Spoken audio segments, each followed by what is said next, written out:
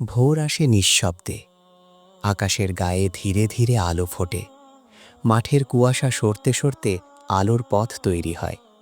সূর্য যেন আড়মোড়া ভেঙে উঠছে, ধীরে ধীরে তার সোনালি আলো ছড়িয়ে দিচ্ছে গাছের পাতায়, জানালার ফাঁকে, ঘরের মেঝেতে।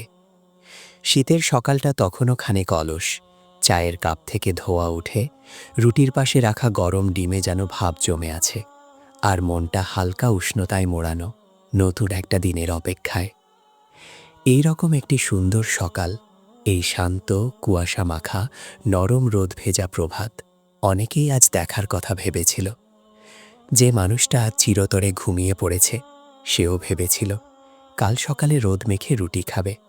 ভেবেছিল চায়ের কাপ হাতে নিয়ে কিছু কথা বলবে প্রিয়জনের সঙ্গে, কিংবা ঘরের বারান্দায় দাঁড়িয়ে সূর্যোদয় দেখবে নিরিবিলি।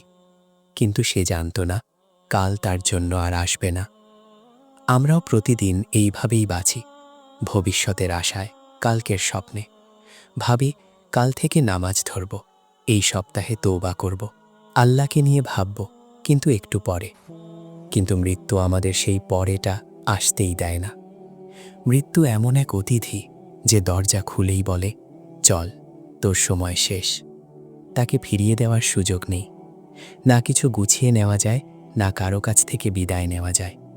আজ যারা ঘুমিয়ে আছে, তারা সবাই ভেবেছিল সকাল হলে উঠব, কিন্তু তারা আর কখনো উঠবে না। তাই এই সকালটা যদি আপনি দেখতে পান, সূর্য যদি আজও আপনার জানালায় আলো দেয়, তবে জেনে নিন এটা কেবল একটি সকাল নয়, এটা আল্লাহর পক্ষ থেকে আপনার জন্য একটি শেষ সুযোগও হতে পারে। তাই সময়ের আগেই সুযোগ কাজে লাগান।